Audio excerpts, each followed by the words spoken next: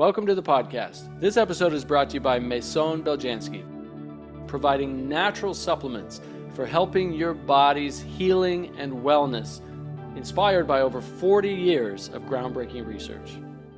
Today I am joined by my dear friend Sylvie Beljanski, who is the best-selling author of Winning the War on Cancer.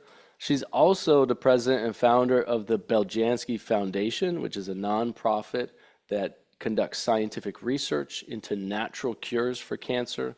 And she is the CEO of a supplement company called Maison Beljanski, which puts highly effective immune-enhancing supplements out into the world. She is on the Holistic Leadership Council with me and has become a dear friend and colleague over the last couple of years, somebody I've gotten to know very closely, somebody I respect and appreciate. And I'm very happy to have you back on the podcast, Sylvie. So thanks so much for coming back on. Thank you, Nathan, for having me today. And I'm likewise delighted to work with you on different projects and be part of the HLC, which is really a great networking of intelligent minds, all involved in holistic medicine. To have you on the board of the Beljanski Foundation, I mean, we have this wonderful project of integrative cancer conference that we hosted last year in Jacksonville, and we look very much forward hosting the next one in Austin, Texas, in April 25. And I mean, you made it the first one a success, so I'm very much looking forward to what we are going to achieve together in Austin, Texas. And of course, I mean, all that would not be possible if you were not part of the board of the Beljanski Foundation, and it has been a pleasure to have you on the board for the past 2 years. So thank you. Yeah, thank you. No, it's been my pleasure to be on the board. And, you know, you took a big risk in saying yes to my idea for the Beljanski Integrative Cancer Conference. So, you know, without your ability as a leader to see that trust in me and the vision, and then you know, really helping bring the team together and the resources and everything to make the conference happen. You know, without that, it wouldn't have happened. But what we saw was that you are too kind. You are giving me credit when you came with the idea and the project. You deserve credit as well, for sure. And everybody involved. I mean, there was a lot of us that made it happen, right? But the cool thing was that for a first-year conference, you know, we had, I think, around 400 attendees. There were dozens of exhibitors, a lot of speakers. I mean, high-level speakers. These are people that normally don't go to a first-year conference because, let's be honest, first-year conferences are kind of hit or miss. It depends on who's producing it and what's behind it and the intention, the energy. But I mean, literally everybody said this is one of the best conferences they've ever been to. They had, you know, they were so impressed with the high-quality vendors that were there. They were so impressed with, you know, just the energy, the people, and all the speakers and presentations, you know, the movement, the activities that were done. So, you know, and we were able to fund, you know, it's a nonprofit conference, so we were able to fund the breast cancer stem cell research project, which was, you know, a huge success from it. And it was so successful, it was like, well, yeah, we have to do it again, right? So that's why we're doing it in Austin in April 2025. I think indeed, I mean, we were very glad to see it was a success, and you can never know before you do it if it's going to work. But I mean, the good thing and the odds were, I mean, good that we would make it a success because you and me, we have been in this area of integrative medicine for years. We have created a platform.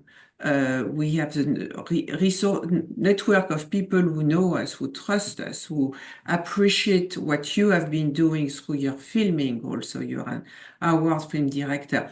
The Beljanski Foundation also has years of funding research with natural compounds, getting everything published. Communicating around this research. So we were not like newbies starting, you know, jumping on a new project. I think it was like the coming together of people who are already pretty knowledgeable in this field and recognized by their peers, and that's why it works so well. I have to tell you, it's so amazing how God works, how the universe works, how the divine spirit works in our lives. Because, over a decade ago, I started producing cancer conferences in San Diego, which is where I basically, learned, well, leading up to that, events leading up to that, and then the culmination of those events was like how to create events that are life-changing, not just go and sit and take a bunch of notes and go home and feel exhausted at the end of it and overloaded and don't know what to do, but literally, create an environment where people come and they transform their life, they have new connections, they create community, they have new tools and resources, they feel empowered. We work on the nervous system, so it's very experiential, like so that people leave feeling uplifted, invigorated, like, wow, this was such an amazing event. So I had years of experience over a decade ago doing the same thing, and then those got put on the background. And I never thought I'd ever produce, a cancer conference again until I joined the board. And I think I told you because as I was volunteering on the board, and I'd been working with you for maybe a year, going on maybe the second year, and I just started having this idea. I knew it was a God-inspired idea. It was like, what do we do to really raise the funds and the awareness for this important cancer research into these natural solutions for cancer, these herbal solutions for cancer, and really get the word out there? And I just kept having this idea, conference. And I'm like, I think I told you, I think I held on to it for a couple of months without bringing it up to the board because I was like, I don't know if I want to do that again. And then I finally brought it up and we talked about it, and there was a lot of back and forth for a few months, and then we kind of reluctantly went ahead with it, and I think it clearly was was a divine inspiration because it was the right outcome. Yeah, yeah, absolutely. I was, I was like, it's a big responsibility to say Yeah, yes to this huge project. But I knew also, I felt deep down that it was the right thing to do, yeah, and and we did yeah, it. yeah. With all the risk and everything involved, that's why I'm saying you deserve as much credit because without you saying yes and getting fully behind it, it never could have happened. So, um, so But so it was thank you to you and the team and everybody. And so for the next one coming up, just so everybody knows, mark your calendars, right? And go to integrativecancerconference.com. You do not want to miss this event. If you have an interest in learning how to prevent cancer using natural, holistic, integrative methods, or you have an interest in helping your body or somebody else heal from cancer using natural methods, integrative methods, holistic methods, methods that are proven, evidence-based from the top doctors and health professionals on the planet, then you absolutely need to be at this conference. And it's a nonprofit conference. It's supporting a good cause of stem cell research for prostate cancer.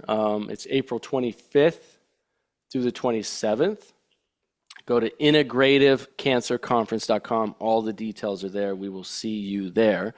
Let us know if you have questions on that as well. You can reach out. But Sylvie, I wanted to talk to you about a little bit about your book as well, Winning the War on Cancer, because I think you would agree with me if I say the war on cancer today, in my opinion, has more to do with information. It's an information war more than anything. Would you agree with that? Yes, in a way. I mean, the information thing for a very long time, there was kind of deficit of information. People were not aware of what was available. And then came the internet, and there was kind of too many information everywhere. And the information in a way got lost in some kind of noisy background where everybody was trying to push this, to push that, and then people did not know exactly what to believe.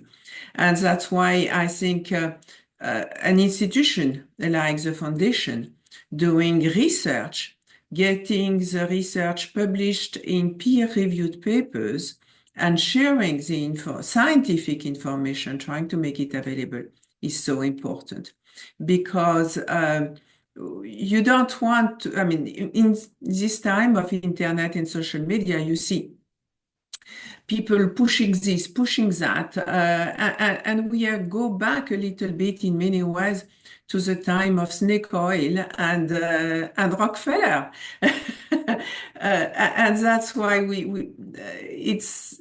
I think having doing the research and getting published again in peer-reviewed papers is absolutely essential to making sure that valuable information get to the hands of people. Some people are not stupid. They are able to make the difference. They are able to understand if they are got, pushed some hocus pocus, or if there is something really serious about it. And when there is a scientific publication published, and people can download it from the internet and share that with their doctor and ask the doctor, well, why not? Why should I not use that? Since there is obviously some interesting research, show me the science why I would not use or add to my protocol this integrative approach. And then you are completely turning the discussion. It's not about, no, the doctor saying, no, nothing is proven, don't mess with my chemotherapy stats, because a lot of doctors of oncologists, they are, on clinical trials, actually. They are getting paid to follow a number of patients on some clinical trial, and they need to provide statistics. And if you mess with the statistics, then, the entire clinical trial, which are very expensive for pharmaceutical companies, are of no use. So that's why the doctors are trying to tell people, don't use this with chemotherapy, don't use herbs, don't use vitamins, don't take antioxidant and so on. But that's good for the stats, but is it good for you? That's not sure. And there is now a lot of research showing that some integrative medicine approach have absolutely makes sense to add them to a protocol of cancer, whether actually you take chemotherapy or not.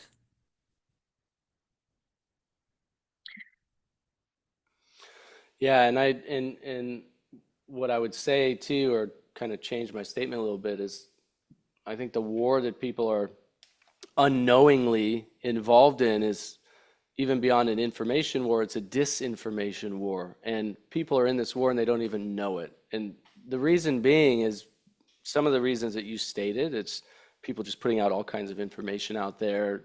Some of it's evidence-based, some of it's not.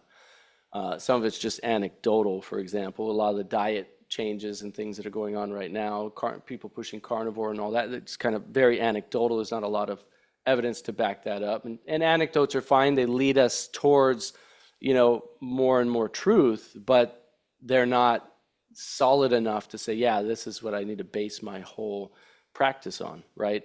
But what we see in this disinformation war is that if you share information with people that goes against kind of the mainstream narrative, that you often get censored. I've had many videos taken down from social media, from YouTube, from Instagram, and so forth. And what'll happen is, when I'm sharing certain herbs and solutions and methodologies for cancer specifically, and they'll usually send me a message that this is misinformation. And when they allow me a chance to reply, I will reply with a list of dozens of studies to back it up. And most of the time, they don't allow me a chance to reply. One time, for whatever reason, when I replied and said, nope, I do not agree with this, I was able to send a whole list of references. They actually put that video back on. But since that time, they've never allowed me a chance to reply to that again. So the challenge is we have all this evidence through the Beljanski Foundation. My colleague Sayerjees has a website called GreenMed Info, which has over 70,000 peer-reviewed studies linked to from the major journals that all have a reference in natural medicine for all kinds of diseases, right? We have thousands, tens of thousands of studies, probably many, many more, showing the effectiveness and safety of natural solutions, herbs, diet, lifestyle, meditation, fasting, sauna, for cancer, diabetes, heart disease, you name it. And the problem is if it goes against kind of this blanket, CDC, WHO, generalized recommendations, which are primarily funded by drug companies, and this Absolutely. collusion between drug companies and the federal government and the social media companies, there's a clear collusion between all of them. And you put out information that goes against what they're saying, which is use chemotherapy, use radiation, use surgery, use our drugs, avoid natural methodologies. That's basically, I'm blanket covering it. And you go against that and they delete your information. They call it misinformation. And so it is literally, they say we're putting out disinformation. They are literally putting out the disinformation and blocking valid information from getting out to people. So even though I don't like the term war, like fighting against others, I mean, we are, if we want to help others with the work that we do and the work that you do, it's like we're kind of sucked into that war no matter what, because they're fighting us. I'm Absolutely. not really trying to fight them. I don't really care about them. All I care about is getting real information out to really help people, and then they attack you in doing that. So it becomes this kind of battle, which sucks, to be honest. But you know your story with getting videos taken down. I mean, it's true, but it's a little thing compared to what happened to my father in France 50 years ago. He was a PhD in molecular biology at the very prestigious Pasteur Institute. His research has been funded for decades by the French government. And when they did not like the results, because he turned to natural compounds and showed they were more effective without toxicity, they were selective in their action at killing cancerous cells, they did not like it. What did they do? They destroyed the laboratory, they destroyed my father, they basically poisoned him and he died. And they did that very violently with sending a SWAT team, with machine guns, drugs, everything. It was a big, huge, aggressive, uh, life-taking thing. It was a murder. So, I mean, I don't want to minimize the fact that you are, a video taken down, and this should not be accepted. We should not settle, I mean, oh, it's okay because it could be worse. But this is my point is that this is not new, and this is not just happening in America. The power of pharmaceutical companies, the monopoly on medicine, goes back to the beginning of the 19th century. It goes back to the beginning of chemistry used in medicine, because everything used to be natural. I mean, in the days until the advent of chemistry, and then patent law, which allowed pharmaceutical companies to make a lot of money on their new chemical formulas. And since they became very rich, they loved the power that comes with it, and they want to destroy everything that could take chip away a little bit of their power. Although each product individually, when you are sourced naturally, is so difficult to source that none of them will be able to compete at the global level to pharmaceutical companies. But they just don't want you to know that you have an option.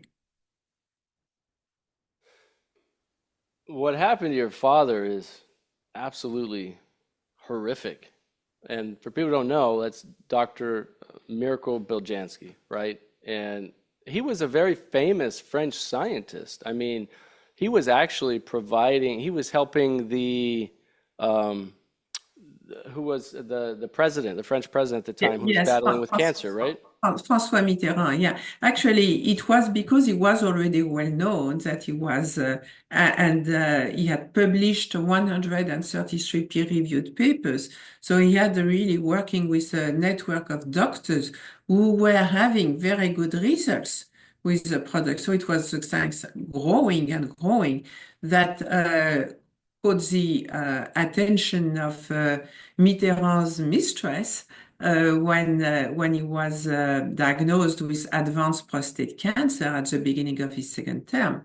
At the time, there was no internet, so the disease of the president they had been able to keep that secret during the first term.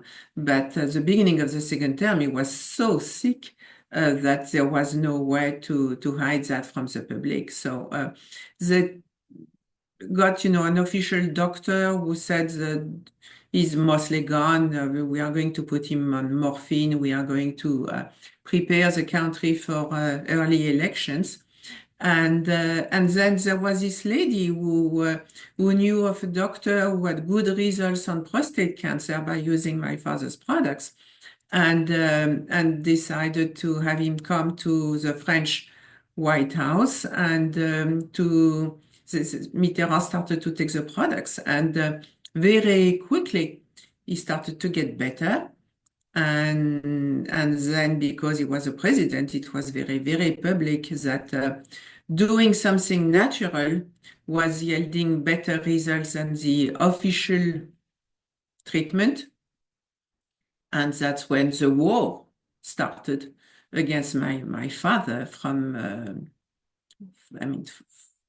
unknown officials, because you never get a name. It's always low-level people who are following orders coming from God knows where, and it's very difficult to get to the bottom of it. What I can say is I was a lawyer. I was working as a lawyer at the time. It was before I decided to dive in and devote my life to carry my father's legacy. But my first reaction as a lawyer was to say, well, we are going to take the case to the European Court of Human Rights. And it was very intimidating for a young lawyer to go to the European Court of Human Rights, take your own government to court. But it was actually a very easy win because they never cared about defending themselves, explaining themselves. Isn't that so disheartening to hear that our governments will attack our own citizens, even those who are doing incredible work like proving natural cures for cancer, destroy their laboratory, destroy their family, put them in prison, kill them, don't give them their day in court, Yeah. and yet be so smug about it to think, well, we can just do all that. We don't even have to clean up after ourselves. We don't really have to try. Nobody's gonna come after us for this. We're the government, right? Nobody can come after us. And if they do, who cares, right? Because you took them to court. You proved that what they did was wrong and unjust, and you won. Yeah. And yet, what happened? Like, you don't get your father back. You No. don't, I don't think you won I don't know what you won, actually. I don't know if we ever talked. My mom received a little bit of money. Yes, Yeah, your mom received some money, and then what? Like, do they change nothing. their Nothing. ways? Do new laws get passed? Do those people get put in prison? Like, what else happens, right? Like, what can you do? Yeah. Nothing, and that's why I said, okay, that's not enough. I have to do more, and that's why I started the Beljanski Foundation. It's and my father, I realized my father was not the only one or the first one. Those things do happen in many countries, and there have been a lot of researchers who actually get indicted, disappear, get killed uh, when their research is about to be confirmed. And in the case of my father, like so many others, they said they used to say, "Well, it's not proven. He's a crazy guy, and his research have not been confirmed by anybody." And that's why what I wanted to do with the Beljanski Foundation is first to confirm his work and do that in a way that would not be could not be discussed. I mean, I went to Columbia University, I went to Kansas University Medical Center, I went to Cancer Treatment Centers of America. I wanted the research to be done. I wanted the results, scientific results, to be put, clearly shown, and everything to be published in peer-reviewed papers. That was really, really, and that's how it started, the Beljanski Foundation. And then I said, okay, now that we have those publications, we need to communicate about it. We need to make them available to people. So the project grew and grew from there. But the case of my father is not isolated. And taking down videos is actually the mild way in an ocean of actions to fight and destroy and diminish the visibility of everything natural here. So do you think this this intense viral cold flu thing that I've had for this past week, and this half of hearing out of this ear I have right now, that could be someone trying to disrupt me from doing this work? No, I think you got a You can hear the vibe. cough. It's been really nasty. No, obviously not. But you clearly aren't afraid, um, because you've been doing this for 20 years, right? The Beljanski Yeah. Foundation is over 20 Yeah. years old now, isn't Yeah, it? 20. so my father died in 98, and I started the foundation here in New York in 99. It's a 501(c)(3), and I've been adding projects upon project ever since then. I mean, scientific research projects, then the book, then there was my winning the war on cancer. I used the word war because indeed I felt it was a war against the government. And then the Beljanski Integrative Cancer Conference, which is a wonderful way to get integrative minds, a lot of knowledge together, and share it again with a larger public, a different public that was not going maybe to read the publications, but to get the information nevertheless. There is my own podcast, and so try to share the information. That's the way to go, and to continue to fight. I mean, as you said, they don't want you to have the information. They are taking down the videos. So we have to continue, one way or another, try to find the proper wording of the title of the video. Maybe, go to other networks where there will be a need. I believe that if we are enough of us to create a public, to create a demand, the means will come. You know, with the cold and flu season here, it's critically important that we enhance and strengthen our immune systems. Yes? Would you agree? The problem is, though, that there's so much confusion out there when it comes to what actually works for our bodies and for our health. Well, I'll tell you what I used. I used Maison Beljanski's wellness products. Maison Beljanski's products are backed by science to not only help empower the immune system, but can support detoxification and contribute to our overall health. Coming from Europe, the all-natural Beljanski formulas are now available in the United States and are recommended by top doctors everywhere.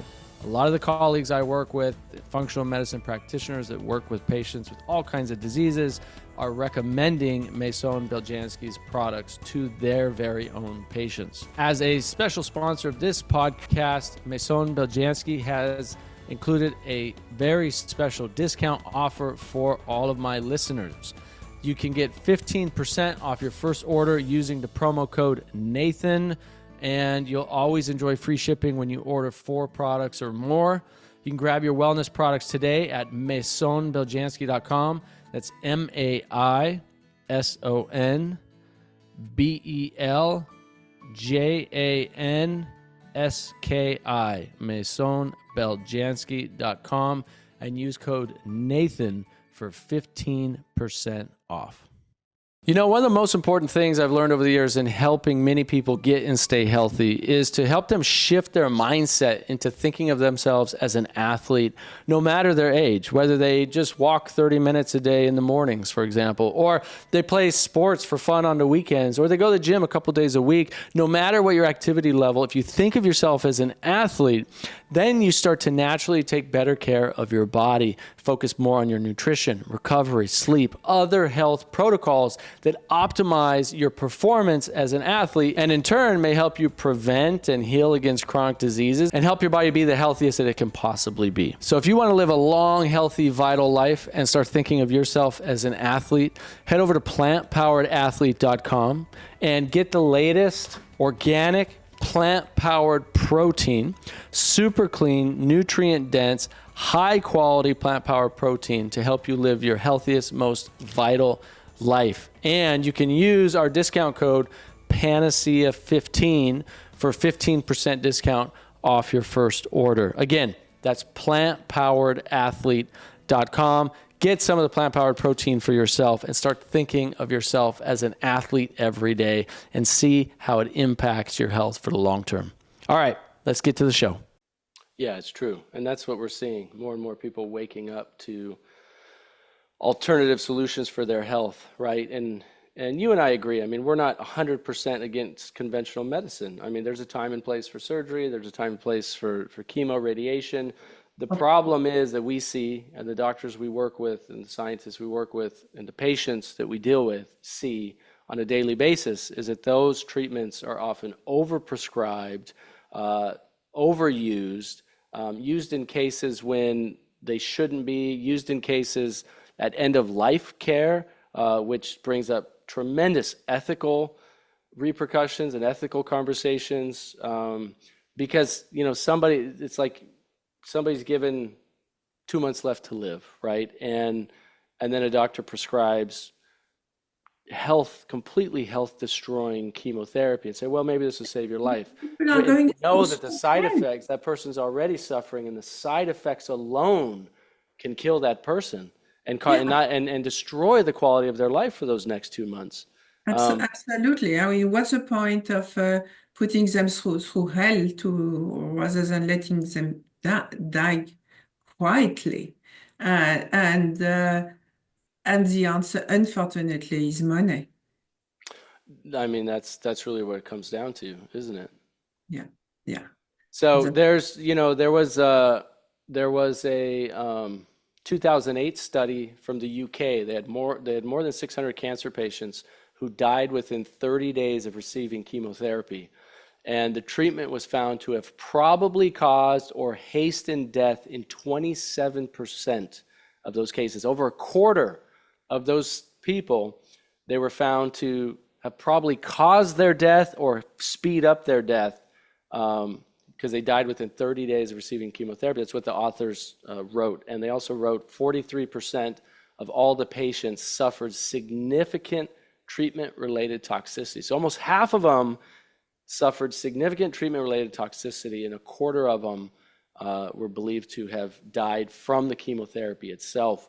There was a recent study in 2023 as well, published in Nature's Blood Cancer Journal, showed a range between 12% to 29% of cancer patients receiving chemotherapy had died within 4 weeks of treatment. And it raised serious questions and concerns about the ethical implications of recommending chemotherapy to patients at the end of life care. I mean, if almost 30% of cancer patients who receive chemotherapy and they're dying within 4 weeks of receiving it, I mean, isn't that a major ethical dilemma, knowing that it's going to destroy the immune system, it's going to, cause chronic pain, the symptoms of chemotherapy are insane, right? They are everything from, vomiting, chronic joint pain, flu-like symptoms, weakened immune system, kidney problems, loss of memory, brain damage, and even death. So, yes, we know that chemotherapy has been shown to support upwards of 40% of cancer patients, according to their statistics. So chemotherapy does have a role to play, but we have to take these other things into account as well. If it's destroying your health and your life and causing death, then people need to have alternative options, which they are not given to them by their conventional oncologist, because their conventional oncologist is not trained in the information that you and I and the doctors we work with are trained in. What is important to understand is that it is the pharmaceutical companies which have defined the gold standard of care. So Right. of course they are defining that with the use of their products and as much as possible of their products. And doctors are terrified if they do not follow the gold standard of care defined by a collusion of pharmaceutical companies and insurances. And that's the way official medicine goes. Now, even for people who are, I mean, we totally agree for people on at the end terminal cancer and end of their life. I mean, they should not be given something harsh and toxic for their own good. But even for people who are, young and able to withstand chemotherapy, this is so toxic and can be so damaging that the only way to really handle it properly is to add a number of natural compounds, a proper diet, and that can help mitigate the side effects. Otherwise, you are not learning anything. You are just sick and not learning anything. Well, the real journey to healing, you educate yourself about the possibilities of treatment. You make a choice you are going to be comfortable with, whether it includes chemotherapy, radiation or not. What you have to, most important is to be comfortable with the choice of your treatment. If you are not in alignment with your choice, I mean, this is going to go to a disaster. And then you have to try to understand what made you think in the first place. Is it the way you are eating? I mean, a lot of the American food is a real disaster, laced with chemicals, causing chemicals. And you really have to, there is a lot to read about it, a lot one can learn about it. And that just changing your diet can be a life-changing experience and a way to recovery. And then there is unfortunately, not just, the food, but also the quality of the water you are drinking. There is the way you are living, your own home is living, is sitting. I mean, can be on a very toxic environment. And we see sometimes those clusters of cancer where everybody has developed the same kind of cancer. Well, maybe, there is some radon in your basement or something like that. It is absolutely worth investigating all those things and try to change your way of life to something more sustainable, more healthy, and you will change not only your own life, but probably the one of your family. Not long ago on my podcast, I had two people coming. They spoke as a couple. They were traditional Middle West family, loving, beautiful family, but living on junk food. And he was diagnosed with colon cancer, stage 3, and offered chemotherapy.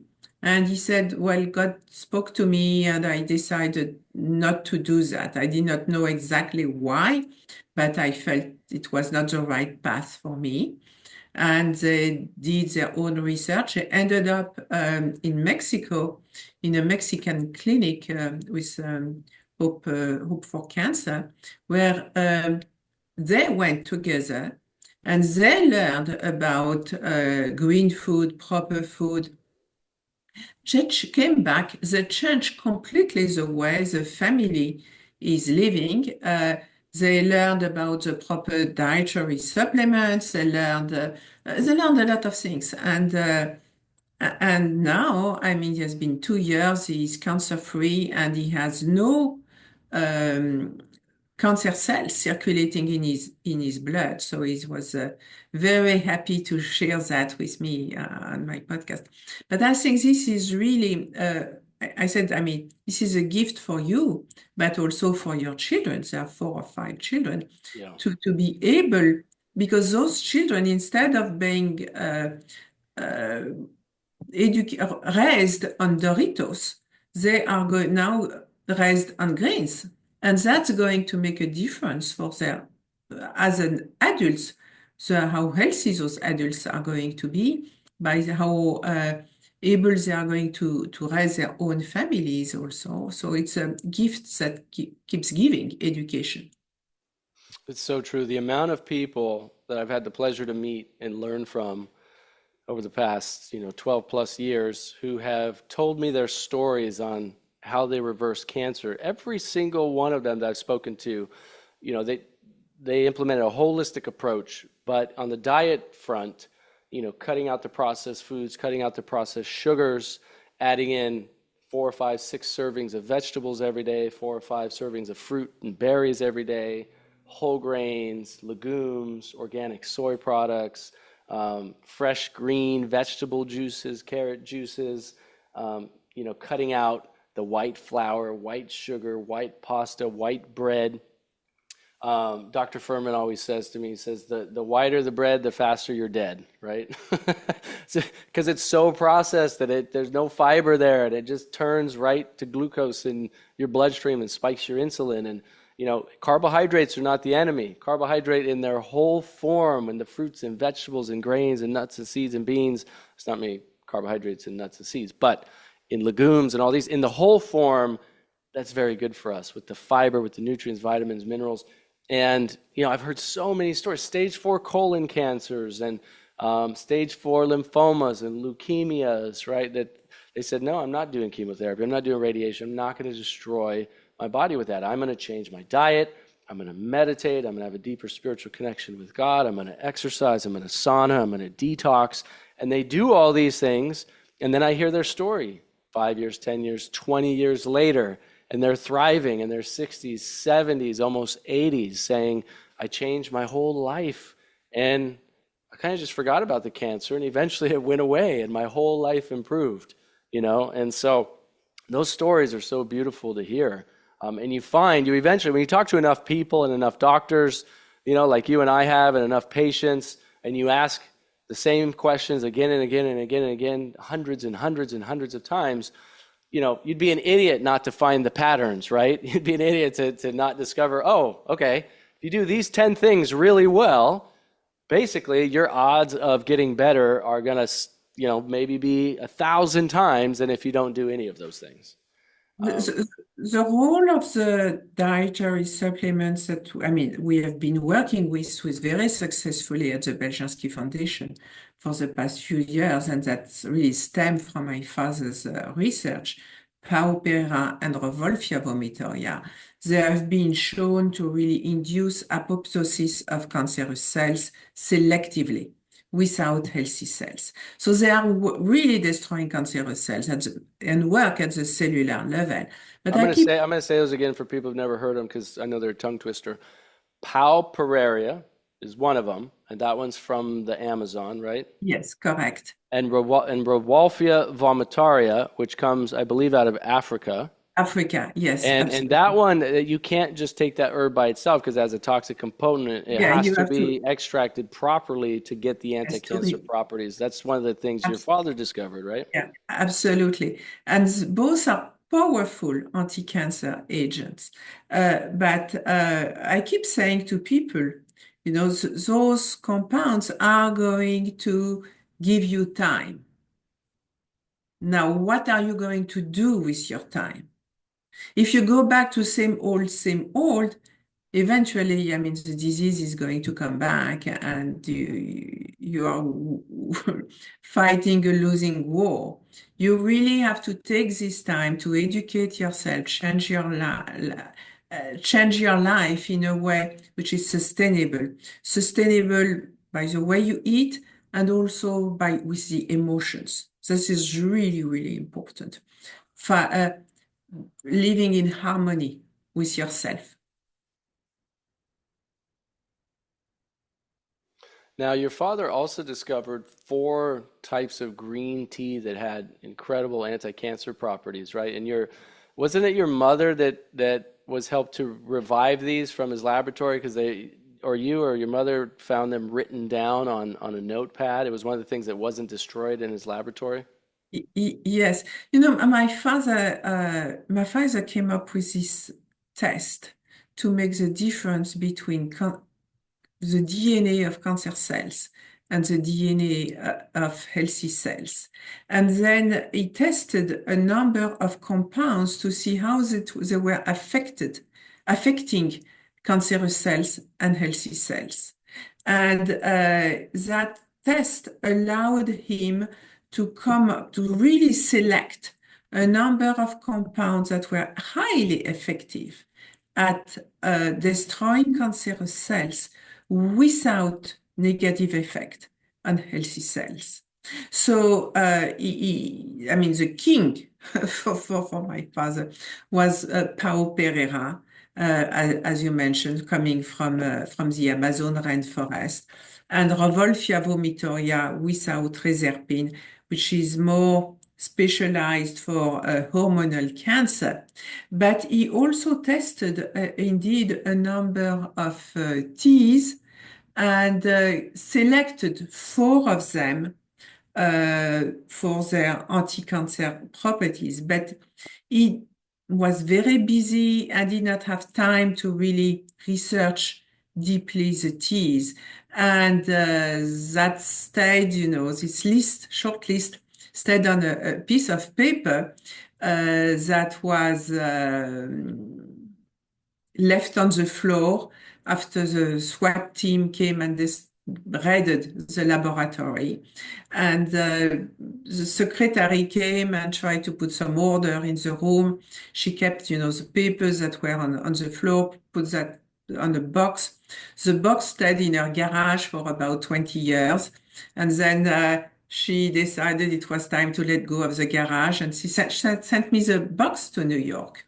And then I was just at that time where I was looking to open Maison Beljanski, and I was told by the New York board the zoning board that I needed to open Maison Beljanski as a food and drink establishment. Just at that time, I received this box of paper with a list of my teas that my father had tested for their anti-cancer properties. Mm. And I was like, oh yes, but of course, I am going to open Maison Beljanski as a tea room and serve those four teas. And I wanted to know how effective they were at destroying cancer cells compared to other teas.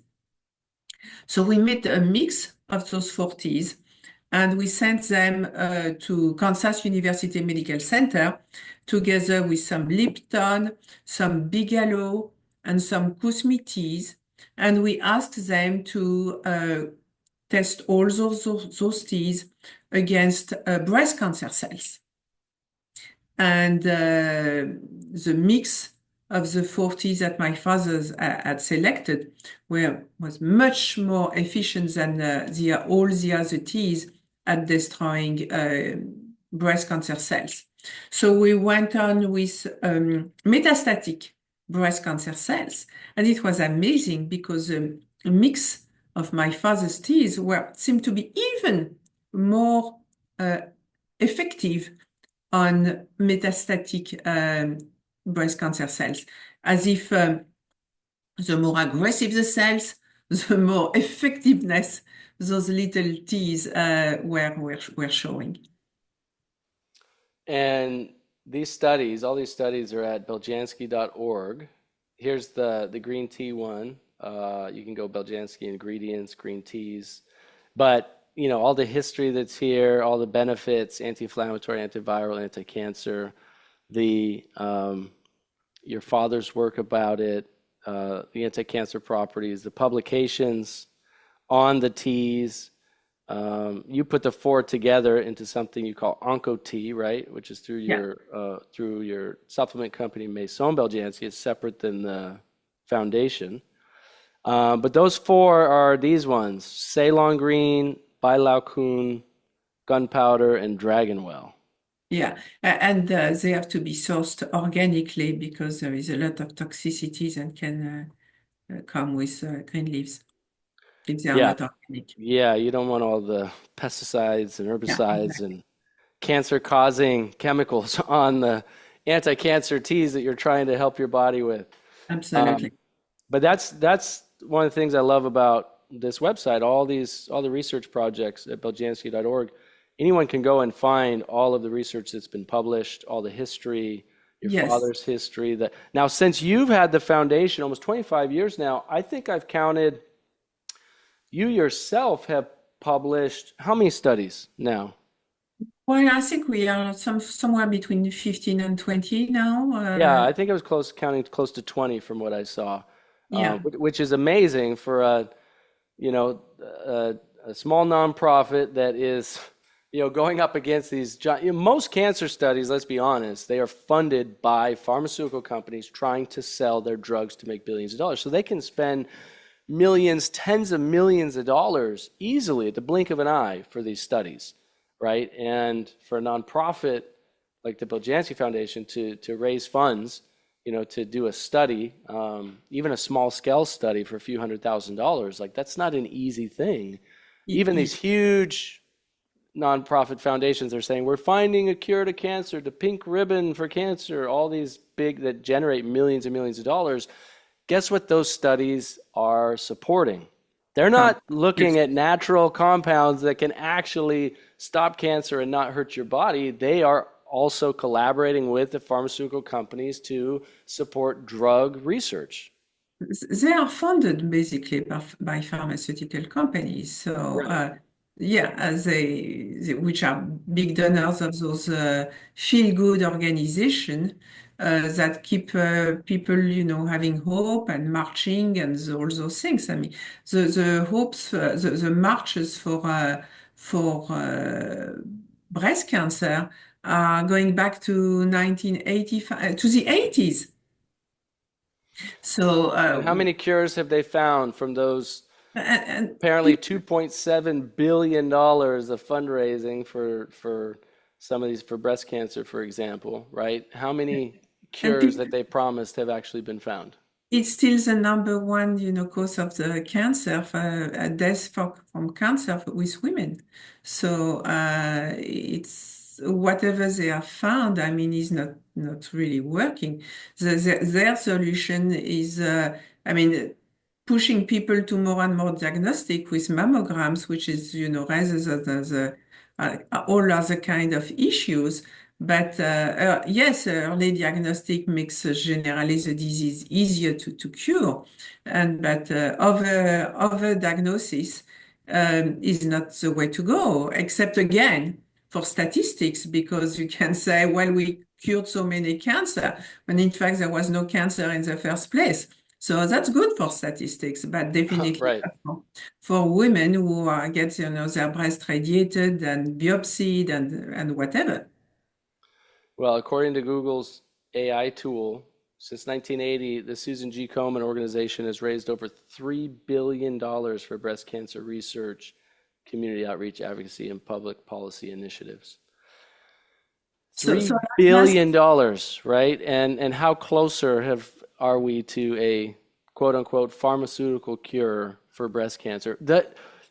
What did the study cost us through the Beljanski Foundation? A couple $100,000 for the breast cancer stem cell research project we're doing, which has incredibly promising um, a promising outlook for showing that these natural plant extracts may actually destroy breast cancer stem cells, yeah. right? And So we I raised think it's maybe a couple $100,000 for that study. yeah. We're talking billions of dollars for what? Pharmaceutical drugs that, you And know, I think it's important to explain what cancer stem cells are yeah. and why it is so important to research them. So there are a number of compounds, I mean, chemical, natural, which are destroying cancer cells. But the number of compounds destroying cancer stem cells is much more limited. And cancer stem cells are those cells which are kind of embryonic cells and are resistant to chemotherapy. So the doctor is saying, oh, you are doing well, the tumor is shrinking, you are responding well to the treatment, all good. And in fact, the chemotherapy has destroyed the least aggressive cells. The most aggressive, the young ones, the embryonic one, are maybe still in the blood and circulating in the blood and may very well create a new tumor, a metastasis in the months or years to come. Actually, 1 out of 6 cancer is expected to come back. And when the cancer comes back, unfortunately, it comes back with a vengeance. It's a very aggressive one on a body which has been diminished because of the first round of aggressive treatments. You said 1 out of 6 of what type of cancer is expected to come back? Cancers are All coming cancer back. after chemotherapy and radiation. Yeah. So what we have seen with Paupera and Revolvia vomitoria over the years is that those little compounds, plant extracts, are very effective against a different kind of cancer, alone and with chemotherapy, and also different stages of cancer, from inflammation to full-blown cancer to advanced cancers that do not respond to hormonal treatment, for example. And then the next stage was to look at cancer stem cells. So we had a study already on ovarian and pancreatic cancer stem cells. It was a small study because, I mean, it's a small foundation. We don't have a lot of money, but it was extremely positive. So we decided, with your support, to create this fundraising event in Jacksonville, the first Beljanski Integrative Cancer Conference, to fund a larger research study on breast cancer stem cells. And I am pleased to report today that the in vitro part, which was a phase 1, has been achieved. The results are extremely interesting, and we have started the phase 2, the animal study, so that we should have that on time to present in Texas, at Austin, Texas. And I hope the result of this study is going to give a lot of hope to many, many women, because you have cancer is a devastating little sentence, but cancer came back. Sorry, we are here. You are here again. Is maybe even worse. Yeah, it's exciting because, having natural solutions that get at stem cells, breast cancer stem cells, prostate cancer stem cells, you name it, getting at the stem cells, which allows more cancer cells to be formed. Even if you're killing the cancer cells with chemotherapy and radiation, but you're not getting the cancer stem cells because we know they're resistant to chemotherapy and radiation, then that cancer can come back with a vengeance, as we talked about, and now you have a weakened immune system. This is pretty wild for people who don't know this. I mean, look at these statistics. After treatment, the cancer recurrence rates within, breast cancer within 2.5 years, for example, 7 to 13%. Prostate cancer recurrence rate, this is after, standard treatment of care, chemotherapy, radiation surgery. Prostate cancer, 25% of patients, even after a prostatectomy, right? You still get prostate cancer, a quarter of people. Lung cancer, 30 to 75%. Rectal cancer, 20 to 50%. Almost up to half of people will have cancer again following traditional therapy. Colon cancer, 33%. Cervical, 35%. Hodgkin's lymphoma, 10 to 13%. DLBCL, 30 to 40%. Pancreatic cancer, 36% within 1 year after surgery. I mean, a lot of these are the flip of a coin, right? Between a quarter to a half, melanoma, 15 to 41%. NSCLC, 26% after curative surgery. So you've been told your cancer is cured, you had surgery, right? Well, sorry, we didn't tell you. You have a 26% chance that actually it's going to come back and you weren't cured at all. It's like, what? Ovarian, 85% recurrence rate. Glioblastoma, this is brain cancer, nearly 100% recurrence rate after treatment. If you have a near 100% recurrence rate, how can you agree to destroy your brain and your body and your immune system knowing that it's probably going to come back? And what I would It's like desperation, right? It's desperation. Bladder cancer, 30% to 54%. I mean, when you're told you have cancer, you're in extreme fear. You don't know anything about it. You don't know what caused it. You're rushed into treatments, and you're told, "This is our plan. This is what we have for you. Let's go." And most people just rush into it out of fear, and understandably so.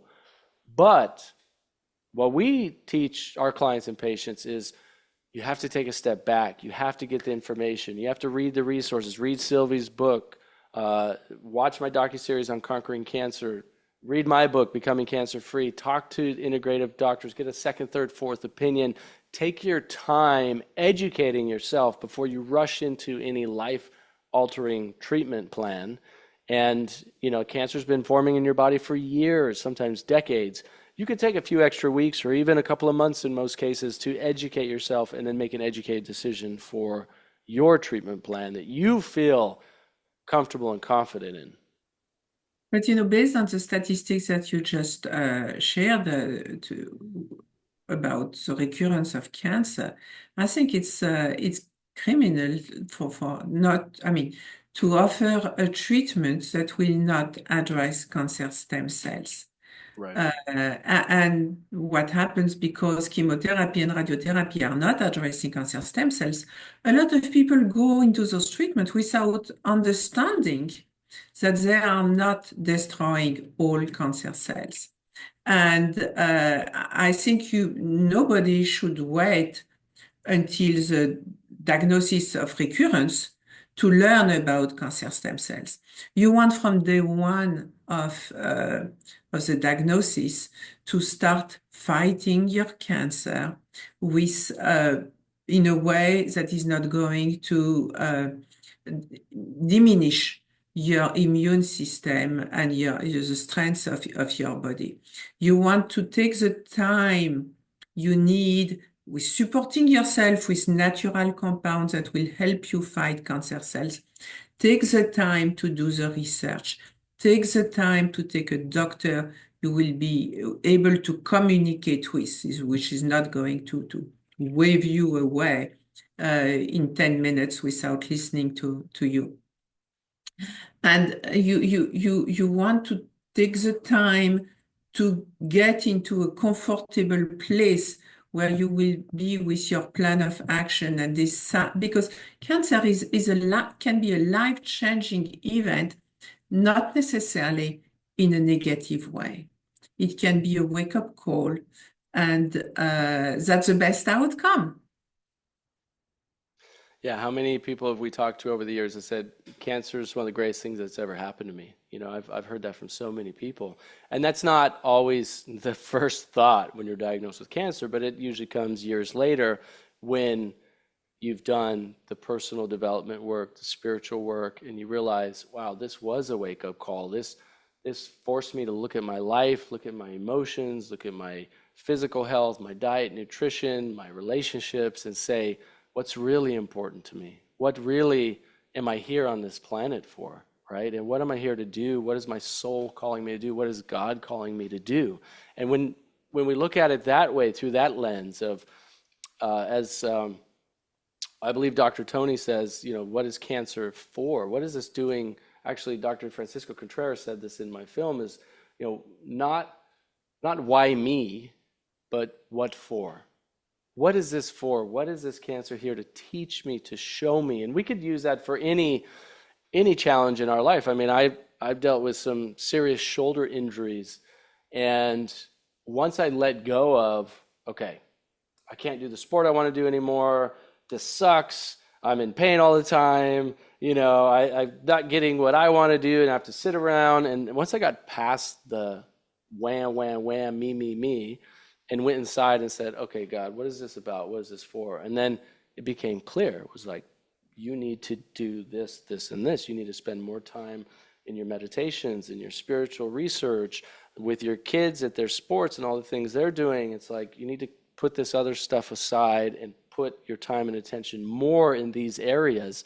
And once I realized that, I had that insight and the acceptance of it, it was like, that weight is lifted off my shoulders. And I said, okay, that's what this is for, and then I can accept it. And it's helping me at my spiritual path and my life be a more fulfilled human being. And that's the same thing we have to do with cancer or with anything that we're dealing with, right? It's not easy, but it is a beautiful thing that happens when you have that revelation. Yeah. Personally, I have to say that how sad and traumatic was what happened to my father. Having the opportunity to switch from a legal career to being in charge of the Beljanski Foundation has been a blessing. Mm. Uh, it has given me so much meaning to my life. I realized that maybe it happened because I was the right person at the right place and at the right moment to create this foundation and carry on with this legacy. But the fulfillment to be able to get this research done, share the results, see people sending me those thank you notes on a regular basis. This is priceless. Yeah, it's beautiful. Now I just have to figure out what the higher purpose is for this ear being clogged with water for the last 5 days, and I can only hear halfway out of it. It's, and while I also have this cold that's taken over my immune system, it's been a big challenge for sure. But forcing me, I mean, it's a small. Let's put it in context. It's a small challenge. We get a cold or a flu, we feel sick, whatever. But it's still a small. It's still an awakening opportunity to go, okay. Maybe you should take some RNA fragments, the little real built under the tongue, a little bit of powder, and that helps all your immune system because it helps your bone marrow to create white blood cells and platelets. It will give you a boost to Mm. your own immune system to fight the enemy.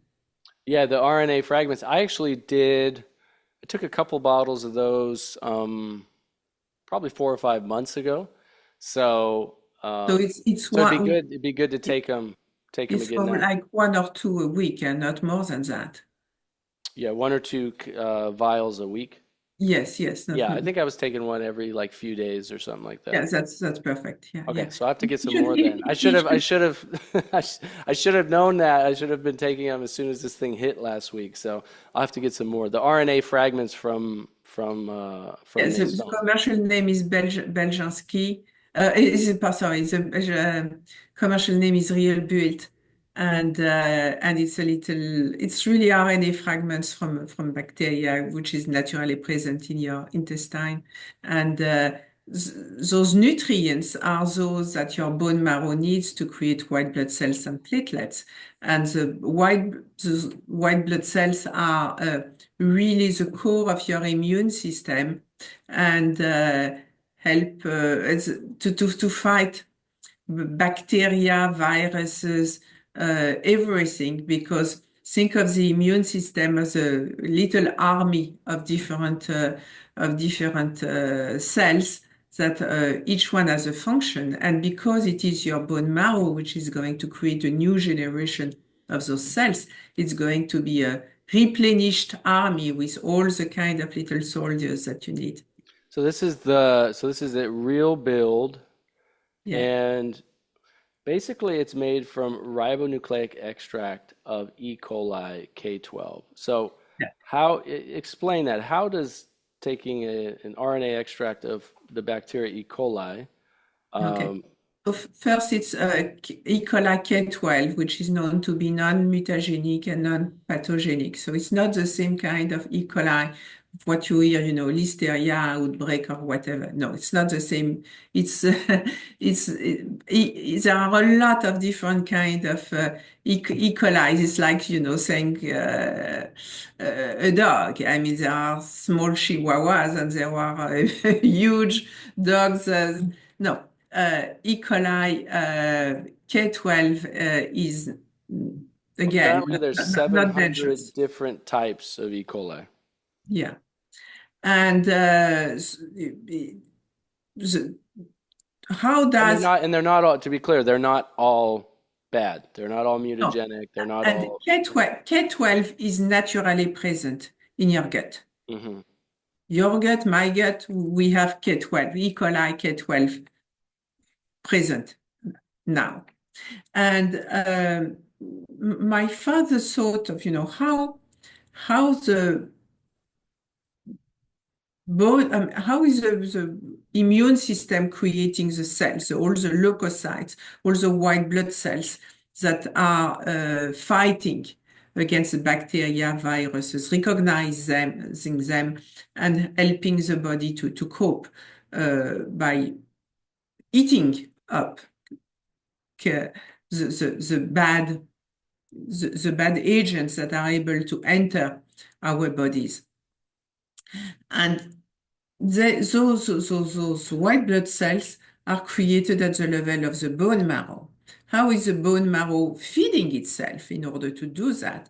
Well, it's because of the nutrients that are in the gut and are absorbed through the intestine to the blood, and the blood brings that to the bone marrow. So my father said, why not creating a shortcut? Because sometimes, the gut can be damaged, especially if you are going under chemotherapy.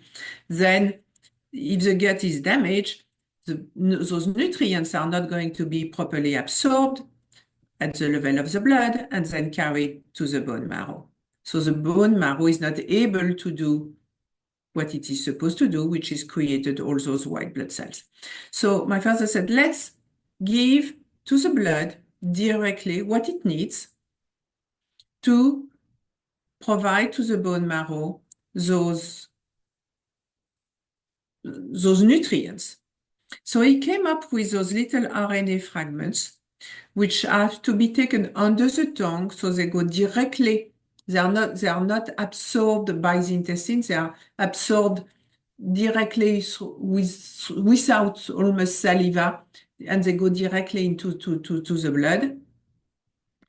And they are carried to the bone marrow, and the bone marrow use those little RNA fragments to prime the DNA of the healthy cells directly. They are really, think of them like the food that your bone marrow needs to create a new generation. And a new generation is created in 24 hours.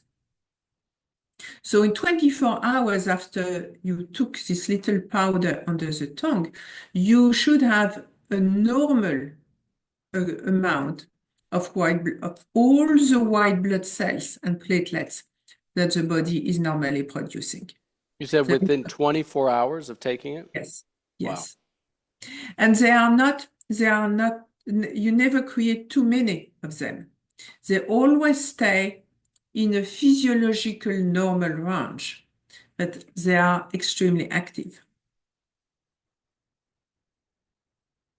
Now, what happens, let's say you said maybe take one of the vials, once or twice a week. So you go through the bottle, and then after that, does it support your body in continuing to produce its own platelets and white blood cells after using it, or have you found that people have to use it like ongoing for a certain time, or what have you seen? So it depends. Why don't you have a decent number of white blood cells and platelets? I Is mean, it it could be an infection, right? It could be, I mean, there could be some kind yeah, of so it can metabolic issue going on. chemotherapy is destroying white blood cells and platelets and so on. So if the cause disappear, your bone marrow should be able to go back to normal. If the cause continues to be there, like, chemotherapy, you have a series of chemotherapies, then every time you need to take again the RNA fragments to go back up again to a decent level and avoid thrombocytopenia. We had a clinical trial with that product at Cancer Treatment Centers of America with patients who were at the verge of thrombocytopenia, which is a loss of platelets induced by chemotherapy.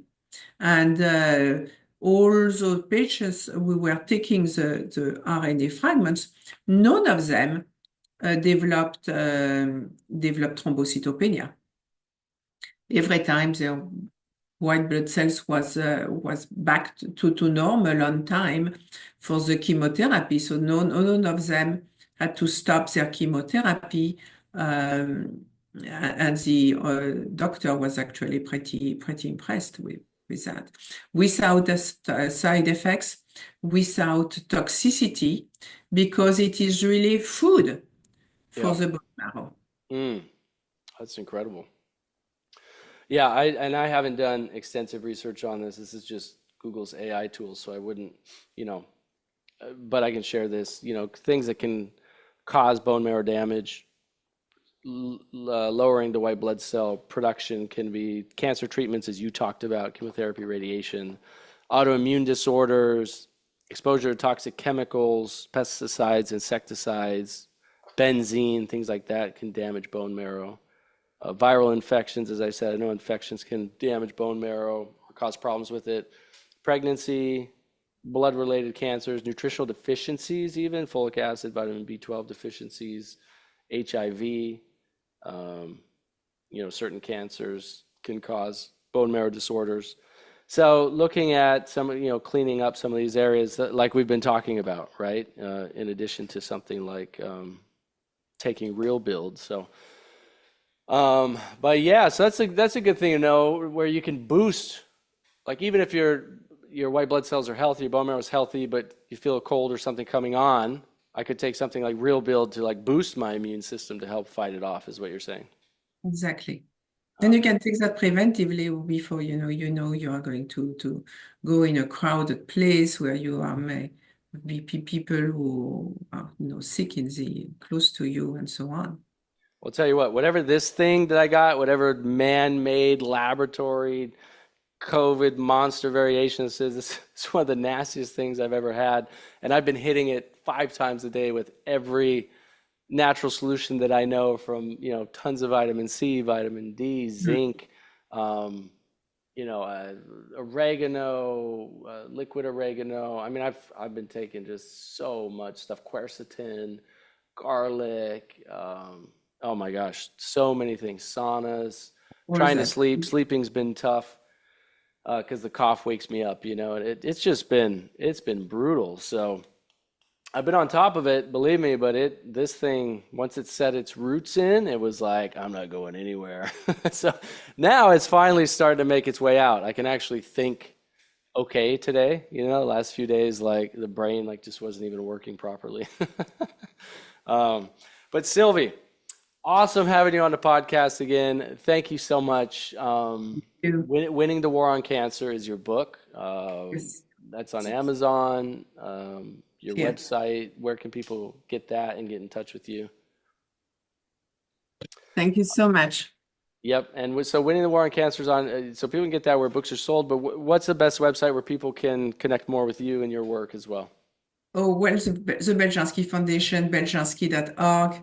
That's where you can learn also about all the events and the newsletter, and be in touch with everything we are doing. Beautiful. Awesome. Thank you so much. Appreciate you. Thank you. All right. Take care. Thank you for listening to the Nathan Crane Podcast. Please make sure to subscribe and share this on social media. Then head over to nathancrane.com for your free ebook. So when we're talking about, what are these underlying causes and conditions of these chronic diseases, cancer, diabetes, heart disease, they all have very similar, if not identical causes. And that's the thing, is when we get to the root cause of these diseases, we can not only prevent these diseases from ever happening, but empower our bodies to heal from them. In every one of our cells, we have tens and hundreds of thousands of chemical reactions that are happening every second that are cycling back and forth. And it's like sort of a yin and yang. And, for me, the soul's purpose is evolution.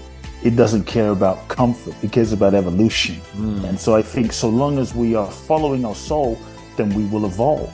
And I think what sometimes blocks us from living our purpose, from manifesting that next level of our expression, is we have not evolved. There is also a time for letting go all the expectations and relax and just breathe and be grateful for what you have achieved.